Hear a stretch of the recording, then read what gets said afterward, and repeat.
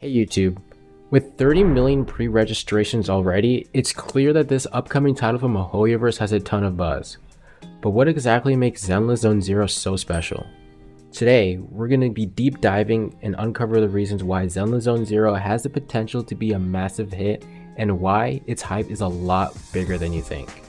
From its stunning art style to its charming characters and expansive world, it just might be your next game. But we'll also touch on why Wuthering Waves releasing so soon is a good thing for the game. Starting with the theme of the game, the urban style allows for a lot of creativity they haven't been able to show before with like Honkai or Genshin. It's very familiar, so that it kind of allows you to go wild and really flex your creative muscles.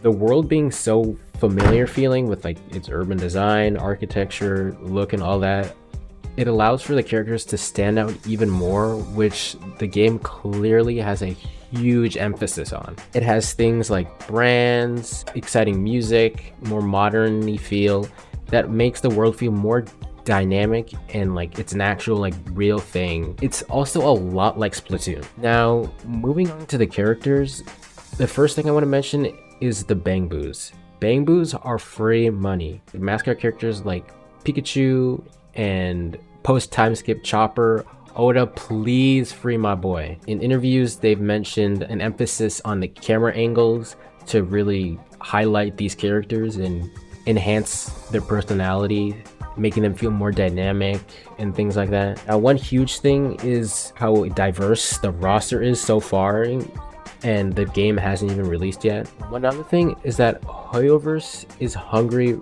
for that furry market. Now you might think, why would they do this? And it's because furries have money. You can't be a furry and be broke. That's just, those two things don't go together. Because who is willing to draw two animals getting freaky for free? Someone has to commission that and someone's paying for it, and they obviously have deep pockets. Another thing is the characters are all in the very like different factions or groups that have some sort of connection to the world, and they all have their role, from the maids to the construction workers of Velabog, the police officers. It's all very intertwined and everything kind of has its own place and does what it does. That allows for characters to have a consistent theme or style while also like being super dynamic and having a very unique feel to them. One thing that I've seen online is discussion about the story. Now, from what we know so far, the story doesn't really have an overarching huge plot. Nothing with like secret about the hollows or anything like that. And it's more like a Saturday morning cartoon. The open canvas allows for like varied storytelling. So in later updates, they could get very like wacky and very creative, and you don't write yourself into a corner and have problems. For example, Genshin, the end goal is to find your sibling, and that already kind of puts into the player's mind as you're writing the story, oh, this is all building up to this end goal. And since this is a gacha game and more in general live service game, you kind of want this thing to last forever and make the most money. So when you have this Adventure Time, Teen Titans type thing going on, sure, you can add deeper stuff later, but as of right now, you can kind of do whatever you want and it all makes sense. Now, one important thing to mention is Wuthering Waves releasing very, very soon. Another third-person action game that realistically is competition for Hoyoverse that they really need to keep their eyes on. And Wuthering Waves is going to be a very good competition for this game, even though their audiences and like the gameplay feel are very different.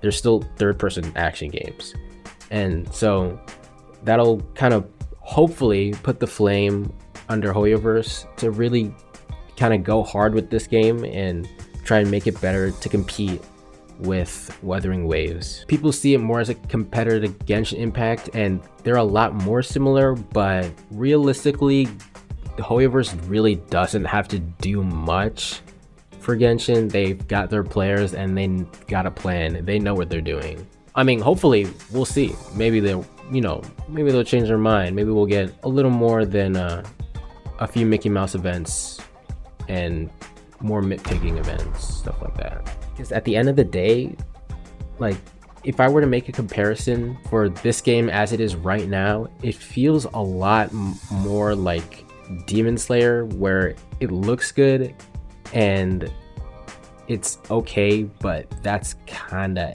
it.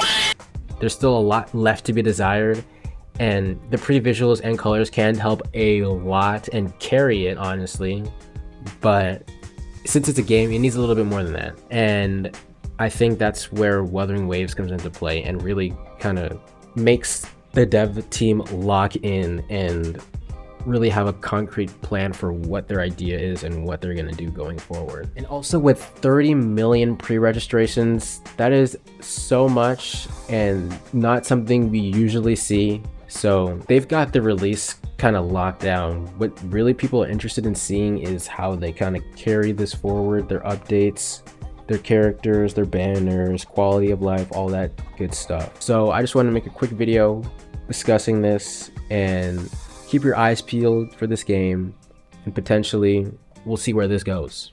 Thanks for watching.